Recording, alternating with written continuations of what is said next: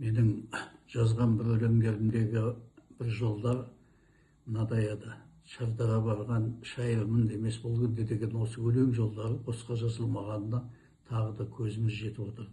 Оған дәлел бүгін міне Шардағада Абай мәдениет үйінде жас ақын Мейрамбек Әбдуәлінің Сырлы әлем сыңғыры атты тұңғыш жыр жинағының тұсауы кесілуде.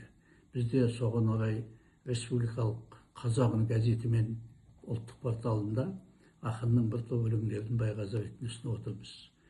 Жаңа мен айтып өттім, ақынның Сырлы әлем сыңғыры деген кітабының аты әдемі екен, заты да жаман емес, жүрекке жылы тиіп жылт етер жақсы жолдар аз емес. Мысалы, суат жаққа жылқылар асығады, арттарынан аппақ шаң көтеріліп деген осындай көңілде қалатын, көзге бірден түсетін әдемі суреттерді көп жазу керек. Одан кейінгі мысалы анау қатар тұрған төрт өлең, аэрация, туған жер, одан кейін жаңағы таңғы пейзаж, уақ ұстар деген осы қатарынан тұрған төрт өлеңде төрт аяғын тең басқан әдемі жырлар екен. Осындай өзгеше, ырғақты, формасы бөлікте осындай өлеңдерді дамыту керек. Шолақтайға мініп алып шоқытып шаба бермей. Жалпы қазір мынау 20-ші ғасырда өлеңнің ұйқасы деген ол әліппесі кәдімгі қарапайым.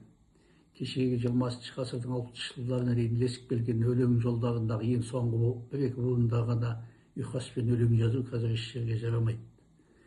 Сонымен қатар мынау жаңағы осы Шардағада талай болып шабыты тасып өлең жазған, арнап өлеңде жазған ұлы ақынымыз Төлеген Айбергеновтің мынадай жолдары бар.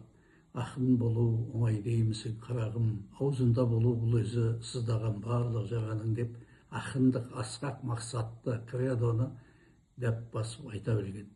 Сондықтан да мен Мейрамбекке айтарым, өлеңдерінде сезім сыңғыры мен жүрек дүрсілі көп естілсін.